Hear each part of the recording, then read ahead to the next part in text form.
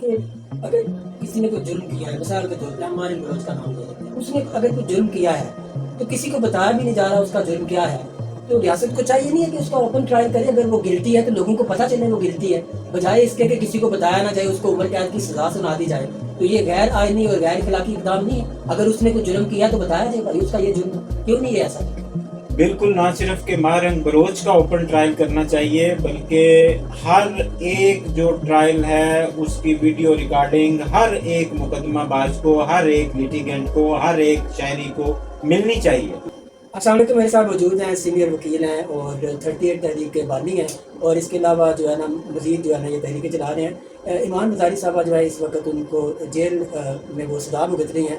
تقریباً 17 سال کی ان کو سزا ہوئی ہے، اور سزا سے پہلے ایاز سلو صاحب نے ان کو یہاں پہ انوائٹ کیا تھا اور ان کا ایک سیمینار ہوا تھا. ان کے شوہر بھی آئے تھے. تو ان سے یہ پوچھتے ہیں کہ یہ جو فریڈم آف اسپیچ نامی چڑیا ہے، یہ کیا واقعی ہمیں اس کی سہولت میسر ہے یا صرف یہ آئینی حد تک، یہ کتابوں کی حد تک موجود ہے؟ السلام علیکم. وعلیکم السلام. سر یہ پہلے تو یہ بتائیے کہ یہ فریڈم آف اسپیچ ہے کیا، اور آئین ہمیں اس کی کس حد تک اجازت دیتے ہیں؟ فریڈم آف اسپیچ ہے کہ آپ اپنے خیالات کا اظہار کر سکتے ہیں، آپ اپنا موقف دے سکتے ہیں، آپ کسی بھی اسکول آف تھاٹ سے تعلق رکھتے ہوں اس اسکول آف تھاٹ کے مطابق آپ چیزوں کا تجزیہ پیش کر سکتے ہیں. اور آئین میں جو آپ نے پوچھا، آئین میں جو بنیادی حقوق دیے گئے ہیں شہریوں کے، اس میں ایک بنیادی حق ہے کہ ہر شہری کو فریڈم آف اسپیچ حاصل ہے.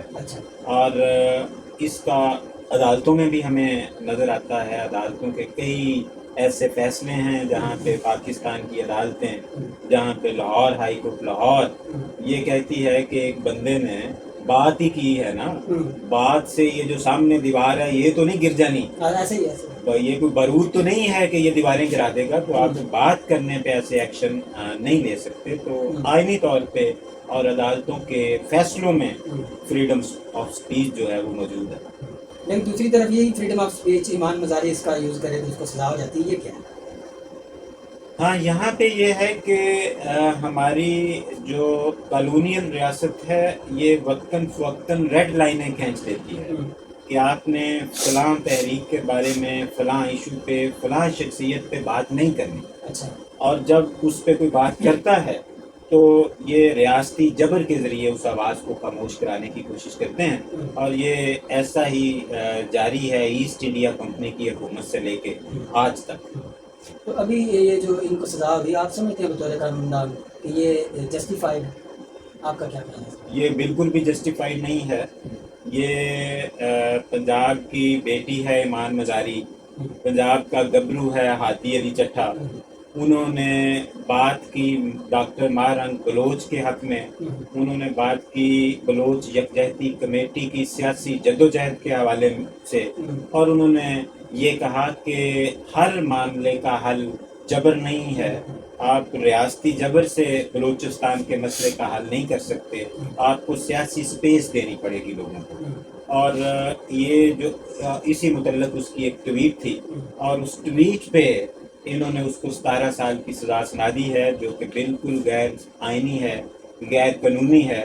بلکہ میں تو یہ کہتا ہوں کہ ٹویٹ تو یہ کرتے ہیں جو آئینی ترامیم آپ کہتے ہیں، 26ویں آئینی ترمیم جو ہے وہ ایک ٹویٹ کی طرح آئی کہ یہاں پہ جو وزیر قانون تھے اعظم نذیر تارڑ، ان کو اسمبلی میں پوچھا انہوں نے کہ اس کا مسودہ کہاں ہے، انہوں نے کہا وہ تو مجھے بھی نہیں ملا.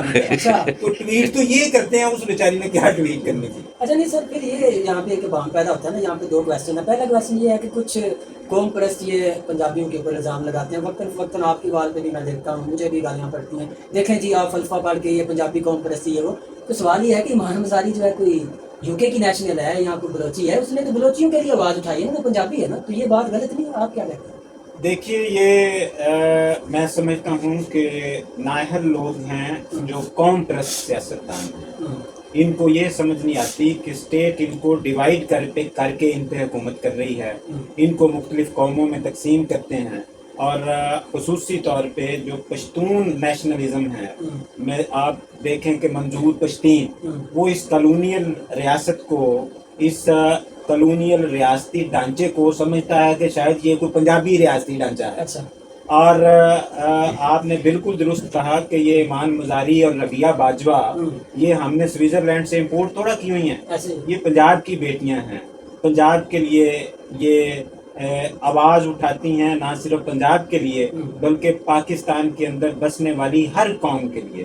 اور ابھی جو ایمان مزاری ہے وہ ان کی حمایت کی وجہ سے، بلوچوں کی حمایت کی وجہ سے یہ اندر ہے، اور یہ اتنے ناعاقبت اندیش ہیں کہ یہ اس بات کو سمجھنے سے قاصر ہیں کہ ریاستی جبر پنجابیوں پہ بھی اتنا ہی ہے، بلکہ پنجابیوں پہ تو اس قدر زیادہ ہے کہ ان کی آواز نکلنے نہیں دیتے، کہ ایک ٹویٹ کیا اس بچی نے اور اس کو 17 سال سزا سنا دی۔ یہ بات سمجھنے سے قاصر ہیں کہ کیا یہ پنجابیوں کو جو یہ کہتے ہیں کہ یہ خاموش ہیں، یہ خاموشی ان کی رضامندی سے ہے کہ یہ جبر کا نتیجہ ہے، اور ان کی جبر کا جو یہ نتیجہ ہے، اس کے باوجود پنجاب سے اتنی زیادہ آواز ہے علی وزیر کے لیے، بلوچ یکجہتی کمیٹی کے لیے، کشمیریوں کے لیے، کہ اتنی آواز خود ایمان مزاری کے لیے نہیں ہے۔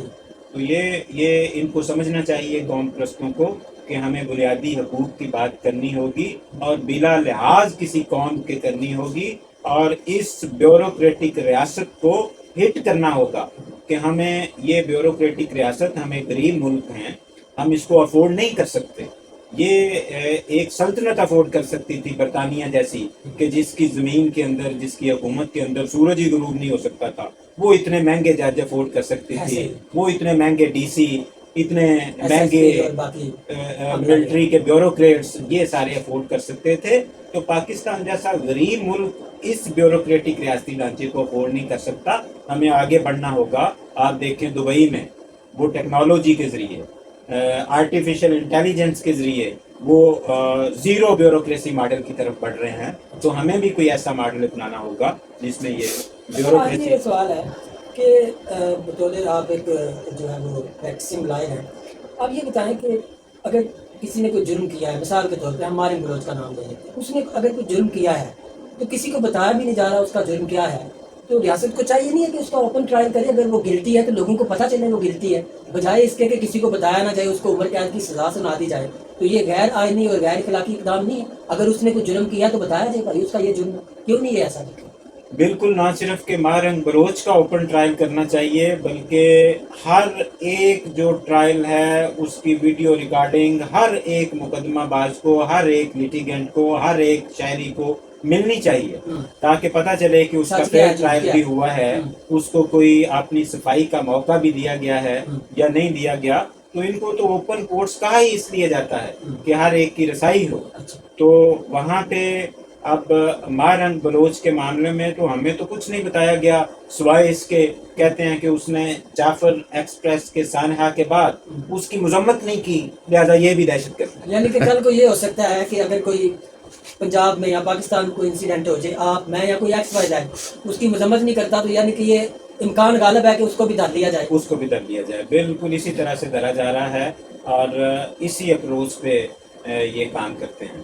چلیں یہ تو صحیح ہے، تو لیکن اس کی کوئی وجہ تو ہوگی، ریاست آخر کار جب ڈیلیور کرنے میں ناکام ہو رہی ہے تو وہ اس طرح کی بروٹیلٹی پہ اتر آئی ہے، اس کا کوئی علاج، اس کا کوئی حل کیا ہے؟